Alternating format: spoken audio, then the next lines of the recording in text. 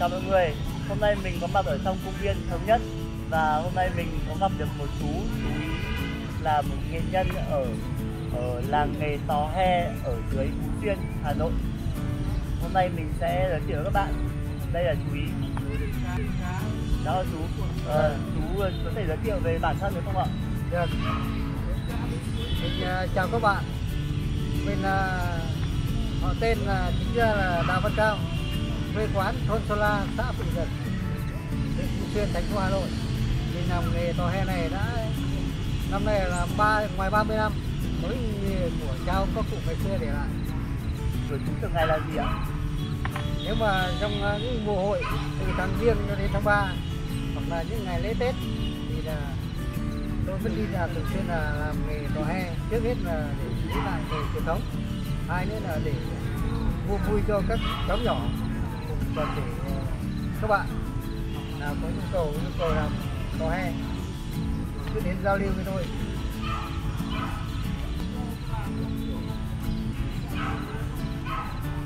Nghề Tò He này là nghề nó có truyền thống trên 300 năm, các cụ ngày xưa để lại.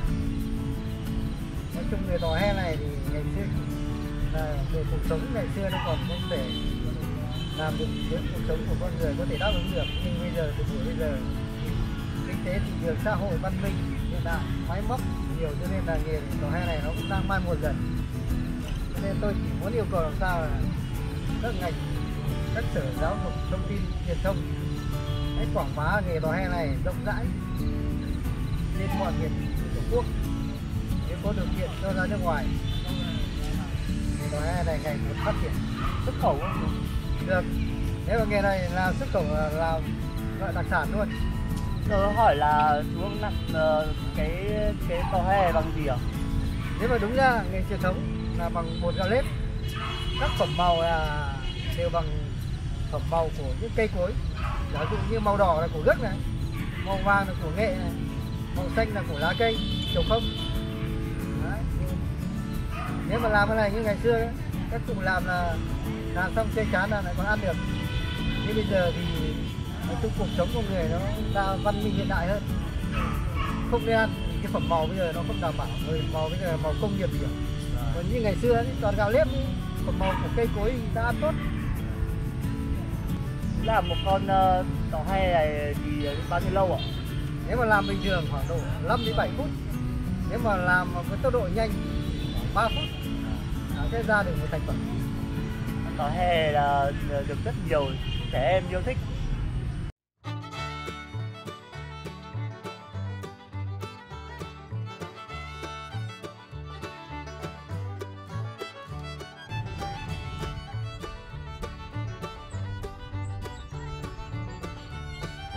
Đây là nó làm con gà trống.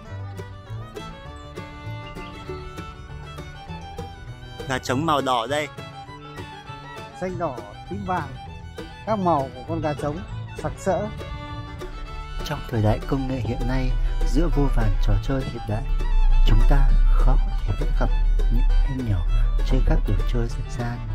Thế nhưng giữa lòng thủ đô, ít ai biết rằng vẫn còn tồn tại một làng nghề truyền thống lưu giữ nét đẹp tuổi thơ bình dị. Đó là làng nghề Tò He ở Xuân La, xã Phượng Dực, huyện Phú Xuyên, Hà Nội. Nghề nặn Tò He không rõ chính xác có từ khi nào. Những nghệ nhân nặn Tò He làng Xuân La cũng chỉ ước nghề này có khoảng trên dưới 300 năm. Nhưng có một điều mà họ chắc chắn và khẳng định rằng làng nghề Tò He Xuân La là làng nghề độc nhất ở Việt Nam. Ngoài ra không có làng nghề nào làm nghề này cả. Tò He là sản phẩm làm bằng bột dùng để cúng lễ nên chúng thường có hình thù như các con vật như công, gà, trâu bò, lợn, cá. Vì vậy, người ta gọi sản phẩm này là đồ chơi chim cò. Một số vùng tại miền Bắc người ta còn gọi là con bánh vì bên cạnh hình thù các con vật, người ta còn nặn bột thành nải chuối, quả cau, chân giò, đĩa xôi tạo thành mâm cỗ để đi chùa dâng cúng. Sản phẩm này có màu sắc tương đối giống đồ thật và có pha thêm chút đường nên có thể ăn được. Các nghệ nhân thường di chuyển xa nhà, rong ruổi trong các phiên chợ quê, các làng xóm, phố phường để nặn Tò He bán, nhất là khi nào có lễ hội, đình đám. Hành trang đồ nghề của những nghệ nhân khá đơn giản, gồm một con dao nhỏ, vài que tre, chút sáp ong, một cái lược và một tủ xốp để cắm tò he lên để trưng bày. Đây là một con sản phẩm tò he, con gà trống đã xong, thành chi tiết đã đầy đủ.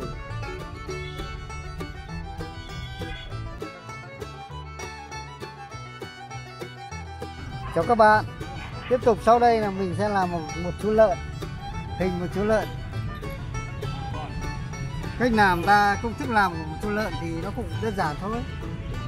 Ta lấy màu, các màu V tròn và hình thành là một con lợn.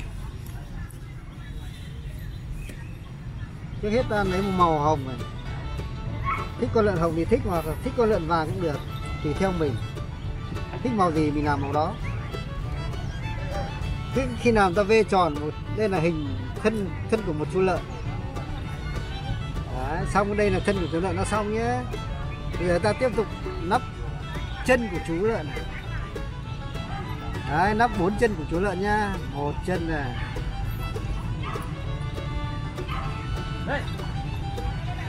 hai chân này,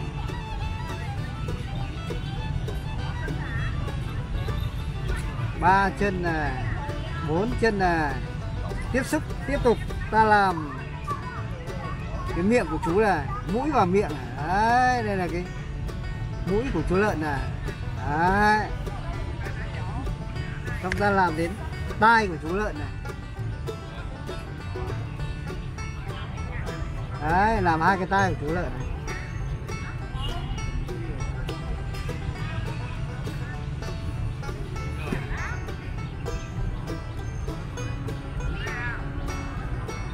Đấy, xong là tai chú lợn.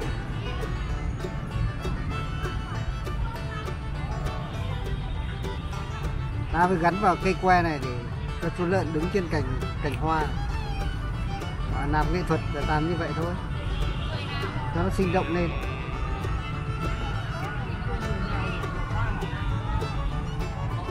Đấy, xong ta làm mắt. Thật ra làm nghề này phải có óc tưởng tượng tốt, có hoa tay, mà cao nữa đó là còn tình nhẫn nại, cẩn mẫn và tình yêu thương con trẻ. Nặn được ra hình thù các con vật không khó, nhưng làm cho con vật có linh hồn cảm xúc thì không phải ai cũng làm được.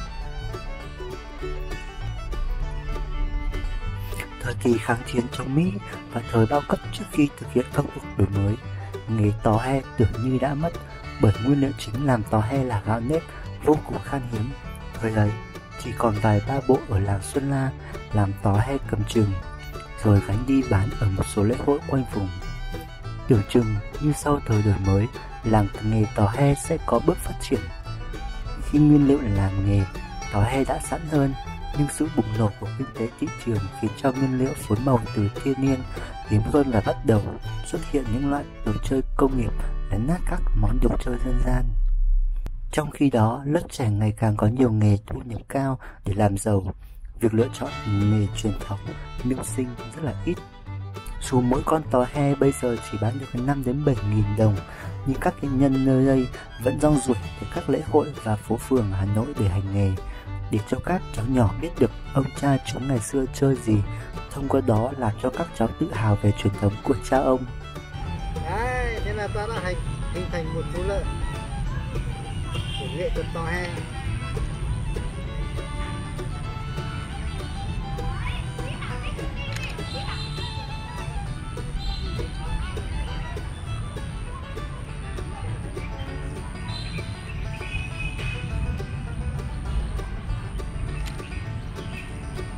Màu đẹp vô cùng. Chỉ những đóng góp không ngừng nghỉ của những người thợ nghệ nhân này đã và đang giữ hồn cho nghề nặn tò he, bảo tồn một loại hình văn hóa truyền thống.